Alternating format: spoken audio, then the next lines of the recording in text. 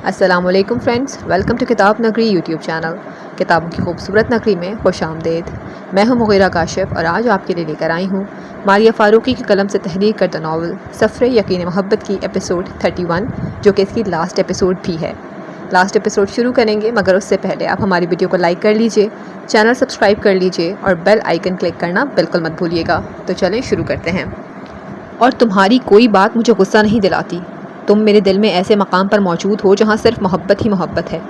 उसकी पुश्त को देखा, वो खुद से हम कलाम था। मुस्कुराकर सर झटक कर वो नीचे चल दिया, मगर जीने उतरते ही उसके कदम रुक गए। अस्सलाम वालेकुम।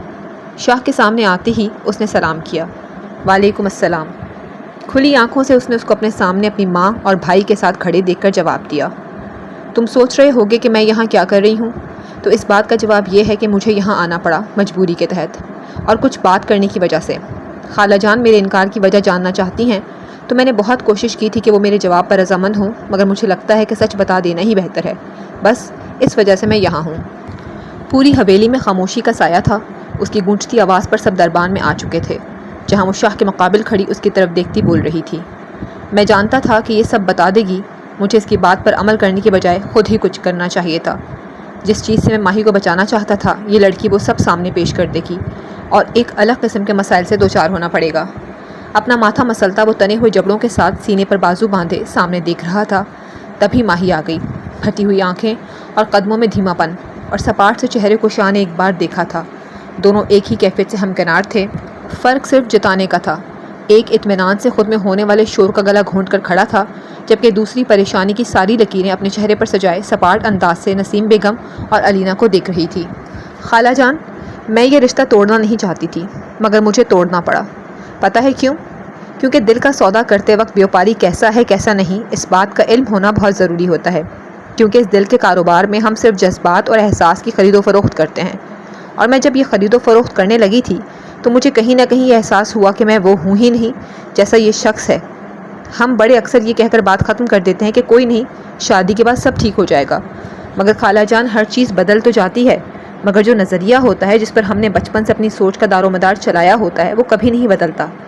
बड़ों की बातों में आकर हम बच्चे मान तो जाते हैं, मगर फिर रंजिशें, इख्तलाफात, बेहिसी, सोच और नज़रिया मुख्तलिफ होने की वजह से एक धब्बा होता है जो रिश्ते को निकल जाता है। और फिर रह जाती हैं तो दो ख़ानदानों के दरमियान इस रिश्ते की वजह से आने वाली रंजिशें और कदूरतें, जो मरते दम तक हमारे दिल से नहीं निकलती। मैं अपने वालिदैन की इकलौती बेटी हूँ और मैं ऐसा नहीं चाहती। जैसे मैं कभी कभी महसूस करती हूँ कि काश मेरा कोई बहन या भाई होता, वैसे ही मेरी मम्मा कभी ये महसूस करें कि अगर मैं ये रिश्ता ना करती तो मेरी बहन आज मेरे साथ होती। मुझ में और शाह में बहुत फ़र्क है। मैं आज़ाद ख्याल और अपनी मन मर्ज़ी की ज़िंदगी गुजारने के कायल हूँ, और शाह औरत को आज़ाद ख्याल नहीं रख सकता है। मैं ये भी गवारा नहीं करती कि मेरे साथ मेरे घर में शाह के ख़ानदान के लोग रहें। मैं चाहती हूँ कि सिर्फ मैं और शाह अलग अपनी ज़िंदगी को गुजारें, ससुराल की कोई झंझट ना हो, और शाह एक मिनट अपने घर वालों के बगैर नहीं रह सकता। पिछले कुछ सालों से काम करने वाली औरत को वो एक दर्जा देता है जो उसके सगे रिश्तों का है, और जबकि मैं उनको मुलाजिम से ज़्यादा कोई हैसियत नहीं देती हूँ। ये तमाम वजूहात हैं जिनकी बिना पर मैंने इस रिश्ते से इनकार किया है। हर तरफ सन्नाटा था। अगर सैयद विला में कुछ गूंज रहा था तो सिर्फ अलीना की आवाज़। वो बुलंद आवाज़ बेहतरीन खुद एतमादी के साथ बोल रही थी। एक और बात खाला जान, माही घर से नहीं भागी थी, बल्कि जो आपको बताया गया वही हकीकत थी। वो आहिस्ता से चलकर नसीम बेगम के हाथ पर हाथ रखकर बोली, मगर माही फटी फटी आंखों से उसको देख रही थी। क्या था, कैसा था, किसने किया, क्यों हुआ, कब हुआ, वो सबसे नावाकिफ़ थी। अगर कुछ था तो अलीना के अल्फाज। आज उसे अलीना बुरी नहीं लगी थी। वो कहते हैं ना, कुछ लोग ऐसे होते हैं कि जो हमें हमेशा नापसंदीदा होते हैं, मगर वो कभी कुछ ऐसा कर जाते हैं कि हमारा दिल खुद ब खुद उनकी अच्छाई पर बोल पड़ता है। दिल जीत लेने वाले लोग। माही के साथ भी बिल्कुल वैसा ही हुआ था। अलीना ने आज उसका वाकई में दिल जीत लिया था। दादी जान, आपसे एक बात करना चाहती हूँ। वो आहिस्ता से चलकर घुटनों के बल उनकी गोद में पड़े उनके सफ़ेद कली जैसे हाथ पर अपना गंदुमी हाथ रखकर बोली। आपने कल अपनी पोती के लिए एक इंतखाब किया था जो गलत निकला। खाला जान ने अपने बेटे के लिए एक इंतखाब किया था, वो भी गलत निकला। तो क्या ऐसा नहीं हो सकता है कि दो इंसान जिनके लिए किए गए फ़ैसले वक्त ने गलत साबित कर दिए, उन दो को एक कर दिया जाए?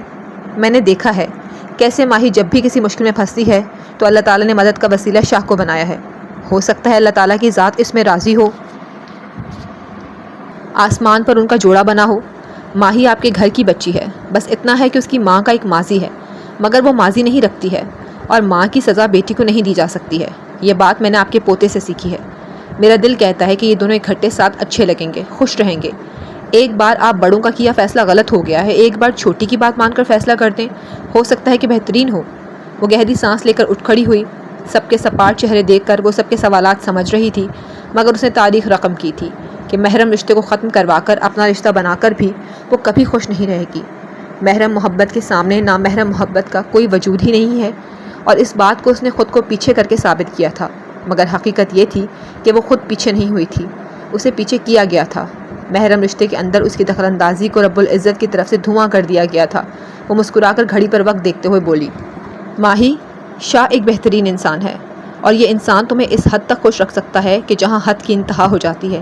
اگر یہ انسان تمہیں اپنی دسترس میں لینا چاہے تو انکار مت کرنا، بلکہ بے فکر ہو کر آنکھیں موند کر اس کے سینے پر سر رکھ دینا۔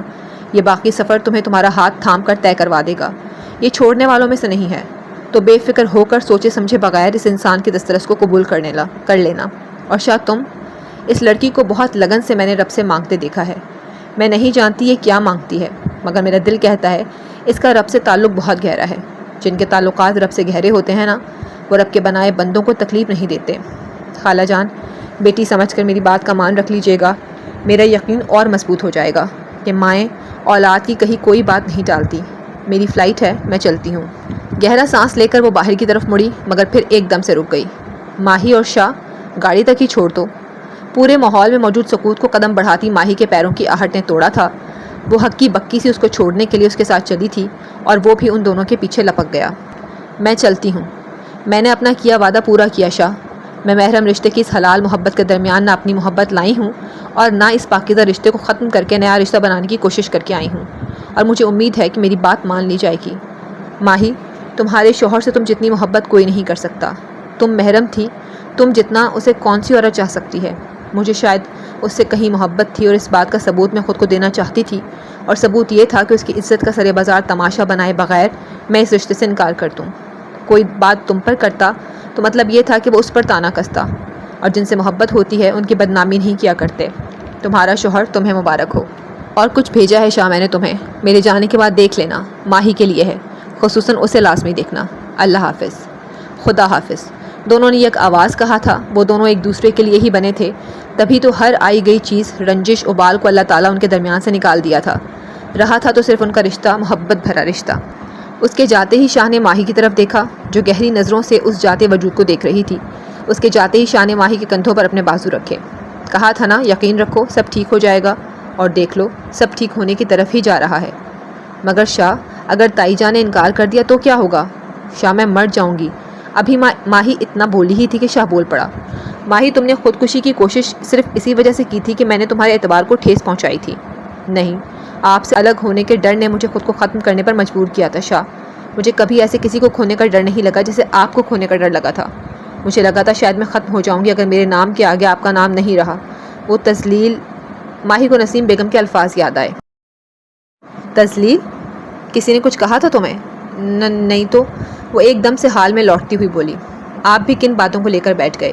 علینا نے کچھ بھیجا تھا نا، آپ کے فون میں مجھے دکھائیں۔ ماہی نے شاہ کے ہاتھ سے فون پکڑ کر اسے کھولنا چاہا، مگر پاسورڈ دیکھ کر وہیں رک گئی۔ پاسورڈ بتائیں۔ اللہ 786۔ اس نے جلدی سے فون ان لاک کیا اور واٹس ایپ جا کر علینا کا نمبر سرچ کیا۔ شاہ، اس میں تو اس کا نمبر ہی نہیں ہے۔ وہ اسٹارٹ میں دیکھو نا، جس نمبر سے میسج آیا ہے وہ اس کا ہی ہے۔ آپ نے اس کا نمبر سیو نہیں کیا؟ مجھے لگتا نہیں تھا کہ اس کا نمبر میرے فون میں ہونا چاہیے، کیونکہ جس بات کی وجہ سے اس کا نمبر میرے فون میں سیو ہونا تھا اس جگہ پر بہت پہلے کوئی اور آ گئی تھی، تو اس کی ضرورت نہیں تھی۔ وہ شاہ کا جواب سن کر اس کا ان باکس کھول کر اس کی بھیجی ویڈیو دیکھنے لگی۔ حسن کی ویڈیو؟ اس نے پھٹی آنکھوں سے اس ویڈیو کو دیکھا۔ ماہی کے الفاظ سن کر شاہ نے فون جلدی سے اس کے ہاتھ سے پکڑا اور اس ویڈیو کی طرف متوجہ ہوا، جہاں اس کو اسمگلنگ اور لڑکیوں کو اغوا کرنے کے کیس میں 15 سال کی سزا سنائی گئی تھی۔ وہ ششتر سی اس ویڈیو کو دیکھ رہی تھی۔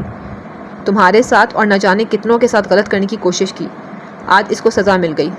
کچھ گناہ بہت جلدی پکڑ میں آ جاتے ہیں میری جان، اور اس کے ساتھ بھی ایسا ہی ہوا ہے۔ ماہی کے چہرے کو تھپ تھپاتے ہوئے اس نے علینا کا بھیجا وائس نوٹ آن کیا۔ تم دونوں یہی سوچ رہے ہوگے کہ مجھے اس کا علم کیسے ہوا، اور میں نے یہ ویڈیو تمہیں تمہارا انتقام کے الفاظ سے ٹیگ کر کے کیوں بھیجی تھی۔ سنو حسن الوی، میری بیسٹ فرینڈ حوریہ کا بوائے فرینڈ تھا۔ ان کا تعلق پچھلے 4 سال سے تھا۔ یہ دونوں بہت بار امریکہ اور دوسرے ممالک ایک ساتھ آتے جاتے رہے ہیں۔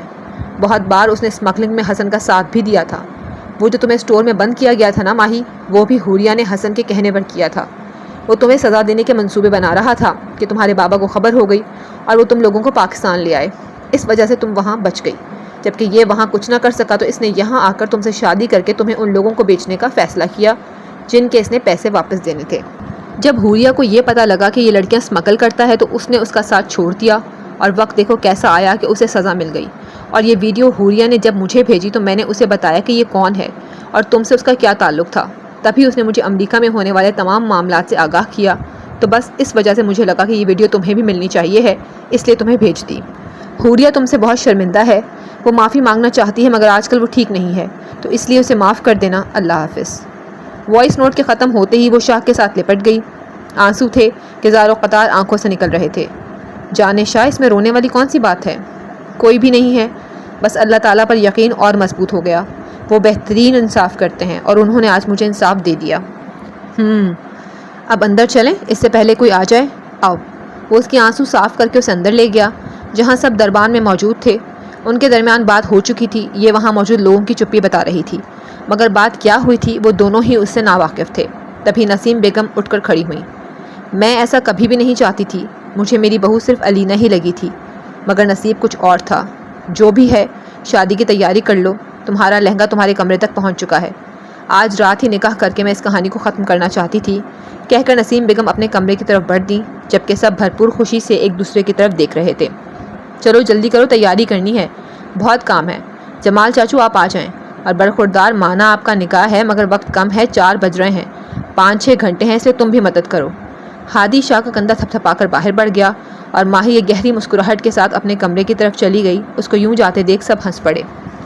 وہ لال گولڈن رنگ کے جال سے بھرا عروسی جوڑا پہنے، پلکیں جھکائے، شرم و حیا کے رنگ لیے اس کے سامنے بیٹھی تھی، جو کالی شیروانی میں ملبوس پچھلے آدھے گھنٹے سے بغیر کچھ کہے اس کو دیکھ رہا تھا۔ دل نشین سی وقفاؤں کو ایک حسین سا وجود ملا تھا۔ وہ بہترین شوہر ہونے کا فرض اپنی بیوی کے اس ماضی کو صفحہ ہستی سے مٹا کر چکا تھا۔ میں تم سے محبت کرتا ہوں ماہین، اتنی محبت جتنی شاید مجھے میرے اپنے وجود سے بھی نہیں ہے۔ تم میرا وہ قیمتی اثاثہ ہو جسے 1 منٹ آنکھوں سے دور کرتے وقت مجھ پر موت جیسی کیفیت طاری ہو سکتی ہے۔ میرے پاس تم اور دنیا 2 چیزیں ہوں۔ اگر مجھ سے کوئی ان 2 میں سے کچھ مانگے تو میں اسے اپنی دنیا دے دوں گا، کیونکہ تمہارے ساتھ کے ساتھ یہ دنیا میرے لیے اضافی ہے۔ آہستہ سے پلکیں اٹھا کر وہ دھیمے سے انداز میں بولی، میرے پاس صرف ایک ہی چیز ہے، وہ آپ ہیں۔ باقی جو تھا وہ اس کمرے میں آنے سے پہلے میں لٹا چکی ہوں۔ کوئی لڑکی اتنی خوش قسمت نہیں ہوگی جتنی میں ہوں، جس کا 2 بار نکاح ایک ہی شخص سے ہوا ہے۔ شش، تم یہ بات آئندہ نہیں کہو گی۔ دھیرے سے اس کے ہونٹوں پر اپنی شہادت کی انگلی رکھتے ہوئے اس نے اس کے ماتھے پر اپنی محبت کی مہر لگائی اور وہ آہستہ سے اس کی بازوؤں میں سمٹ گئی۔ شاہ اٹھ جائیں، آپ نے بچوں سے وعدہ کیا تھا کہ آپ انہیں سنڈے کو لے کر جائیں گے، اور ان بچوں نے پورا گھر سر پر اٹھایا ہوا ہے۔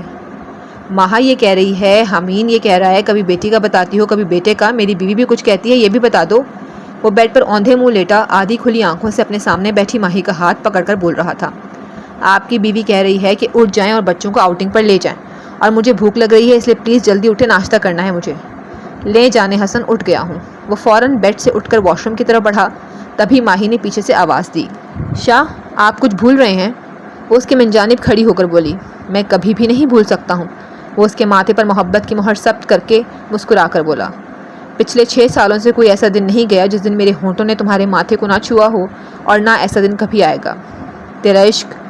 تیرا میرا عشق ہمیشہ سلامت رہے گا، چاہے ہم رہیں یا نہ رہیں، کیونکہ ہماری محبت کی نشانی ہمارے 2 چراغ ہیں۔